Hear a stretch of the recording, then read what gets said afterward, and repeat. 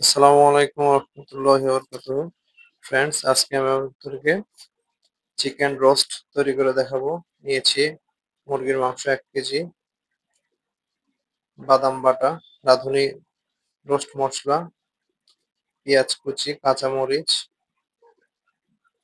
গরম মশলা, টক দই 3 টেবিল চামচ, পেঁয়াজ বাটা এবং গুঁড়ো দুধ গুলিয়ে দুধ বানিয়ে নিয়েছি 1 কাপের মতো, 1 গ্লাস।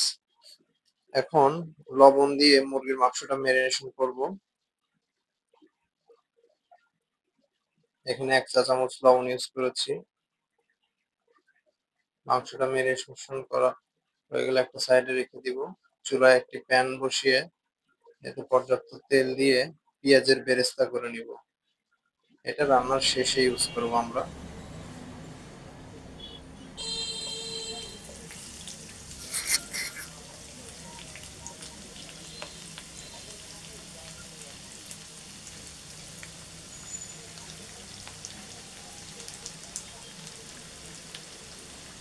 এখানে প্রায় 1 কাপের মতো পেঁয়াজ আমরা বেরেস্তা করে নিব। আপনারা সামান্য কম বেশি করে নিতে পারেন।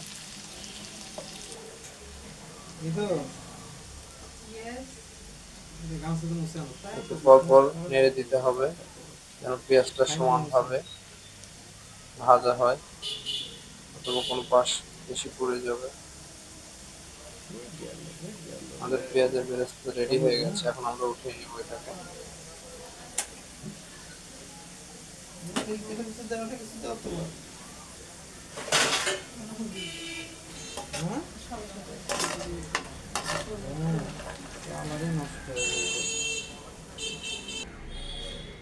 এবার আমাদের লবণ দিয়ে ম্যারিনেশন করে রাখা মাংসটা ভেজে নেওয়ার পালা। 2 থেকে 2.5 মিনিট করে এক একটা পাশ আমরা ভেজে নিব।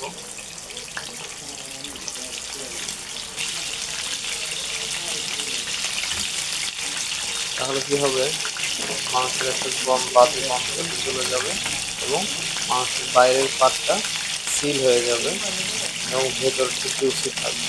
এজন্যই মূলত মাংসটা ভেজে নেয়। যেহেতু এটা রোস্ট, সেজন্য এখানে হলুদ ইউজ করবো না আমরা, শুধু লবণ দিয়ে ম্যারিনেশন করতে হবে।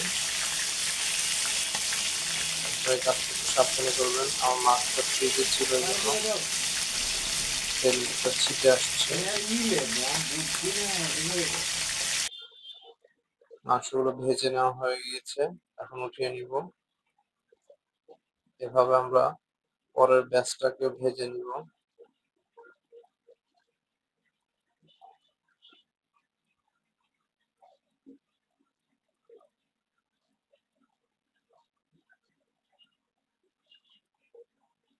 এদিকে দইয়ের সঙ্গে আমরা রাঁধুনি রোস্ট মশলা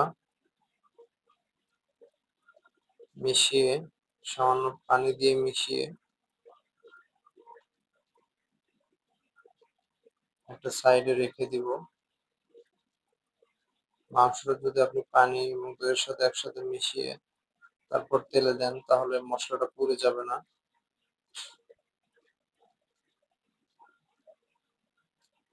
মাংস ভাজা হয়ে গিয়েছে, এখন সেই তেলে আমরা আবার 1/2 কাপের মতো পেঁয়াজ দিব, এটা মাংস রান্নার জন্য।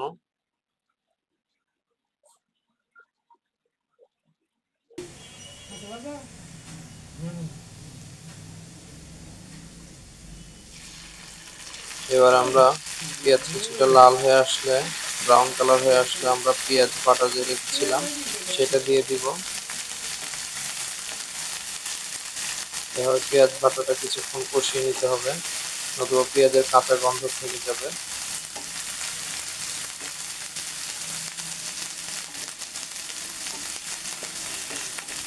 পেঁয়াজ বাটাটা কিছুক্ষণ কষানো হয়ে গেলে তারপরে আমরা দিয়ে দিব আমাদের যে টক দইয়ের সঙ্গে আমরা যে মশলাটা রেখেছিলাম সেটা।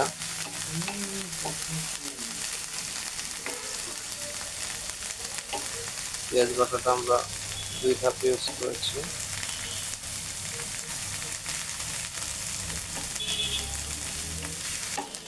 আসলে পেঁয়াজের পরিমাণটা সামান্য কম বেশি হলে কোনো সমস্যা নেই। লবণ এবং ঝাল এই দুটো জিনিস পারফেক্ট রাখতে হয়। সো আমরা দিয়ে দিলাম দই মেশানো মশলাটা, রাঁধুনি রোস্ট মশলা এবং টক দই মিশিয়ে যে মশলাটা করে রেখেছিলাম সেটা। মশলাটা কিছুক্ষণ কষিয়ে এর মধ্যে আমরা বাদাম বাটা দিয়ে দিব, প্রায় 2 টেবিল চামচের মতো। যে কোনো বাদাম নিতে পারেন, আমি চীনা বাদাম নিয়েছি, আপনারা কাঠবাদাম বা কাজু বাদাম নিতে পারেন। চীনা বাদামটা সাশ্রয়ী। দেখা যায় কি আমরা অনেক সময় ভালো কোনো রেসিপি তৈরি করতে গেলে যে মশলাগুলো আমাদের অ্যারেঞ্জ করতে হয় এগুলোর দামের কারণে অনেক সময় আমরা অ্যারেঞ্জ করতে পারি না। সো আপনাদের হাতের কাছে যে মশলাগুলো আছে সেগুলো আপনারা ইউজ করবেন বা ইনগ্রিডিয়েন্টস গুলো আছে। আমরা এখানে গোটা মশলা দিয়েছি 2-3টা, সাদা এলাচ 2টা, দারচিনি 2 টুকরো। এবার দিয়ে দিলাম 1 চা চামচের মতো গুঁড়া মরিচ এবং সামান্য কিছুটা লবণ, 1 চা চামচের মতো লবণ। লবণ এবং মরিচটা আপনার স্বাদ মতো ব্যবহার করবেন। এটা নির্দিষ্ট করে আসলে বলে দেওয়ার কিছু নেই। আমরা বাটি ধোয়া পানি দিয়ে দিয়েছি। এবার আমরা ভাজা মাংসগুলো মশলার মধ্যে দিয়ে দিচ্ছি। দেখুন আমাদের মশলার তেলটা উপরে উঠে এসেছে, তার মানে আমাদের মশলা কষানো হয়ে গেছে। এবার মাংসটা মশলার সাথে ভালোভাবে মিশিয়ে নিব।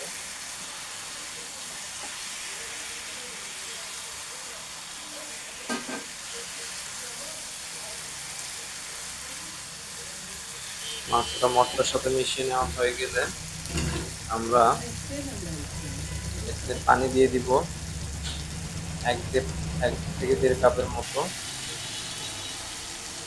যেন মুরগির মাংসটা সিদ্ধ হয়ে যায় পানিতে।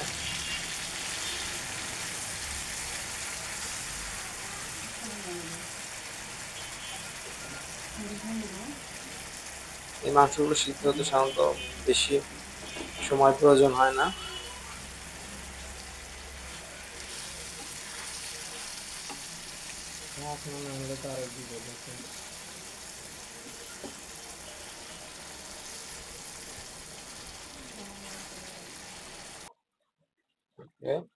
এবার এটাকে আমরা ঢাকনা দিয়ে ঢেকে 7-8 মিনিটের মতো সিদ্ধ করব।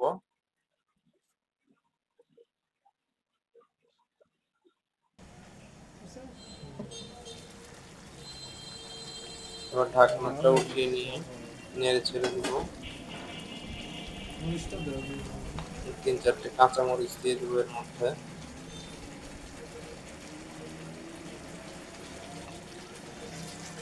কাঁচামরিচগুলো অবশ্যই 2 প্রান্তের অংশগুলো একটু ভেঙে নিবেন, তাহলে ফ্লেভারটা ভালোভাবে আসবে। এবার আমরা দিয়ে দিব আমাদের যে দুধটা আমরা রেডি করে রেখেছিলাম সেটা। আপনারা সাধারণত চেষ্টা করবেন গুঁড়া দুধটা ইউজ করতে, গুঁড়া দুধ দিয়ে দুধ তৈরি করে সেটা ইউজ করতে। অনেক সময় দেখা যায় গরুর দুধ ইউজ করলে, লিকুইড দুধ ইউজ করলে সেটা ফেটে ছানা হয়ে যায়, তখন আপনার তরকারির টেক্সচারটা নষ্ট হয়ে যাবে। এবং গুঁড়ো দুধ ইউজ করলে তার স্বাদটাও ভালো হয়।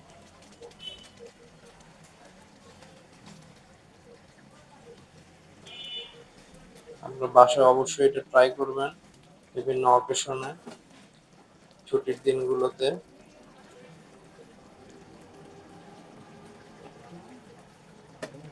আমাদের এই ভিডিওটা আপনাদের সামান্যতম কোনো প্রয়োজনে বা কাজে আসলে সেটাই হবে আমাদের সার্থকতা।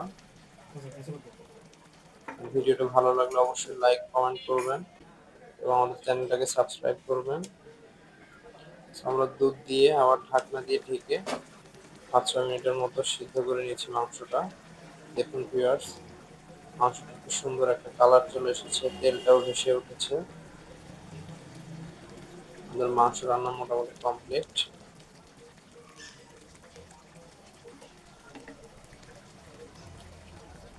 সামান্য মাংসগুলো উল্টে পাল্টিয়ে নিচ্ছি, যেহেতু এখানে দই ইউজ করা হয়েছে এবং বাটা পেঁয়াজ ইউজ করা হয়েছে। দেখতে হবে নিচে যেন লেগে না যায়, এবং চুলার আঁচ মিডিয়াম থেকে একটু কম রাখবেন আপনারা।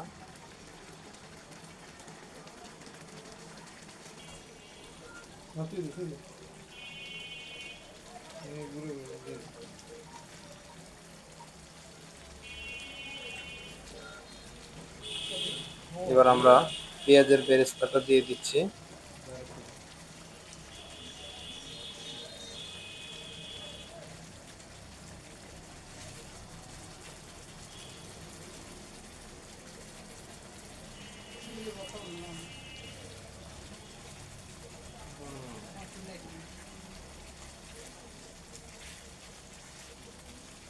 সো এইভাবে হয়ে গেল আমাদের ছটপট তৈরি করা রেডিমিক্স মাংসের মশলা দিয়ে, রোস্টের মশলা দিয়ে রোস্ট বানানোর পদ্ধতি।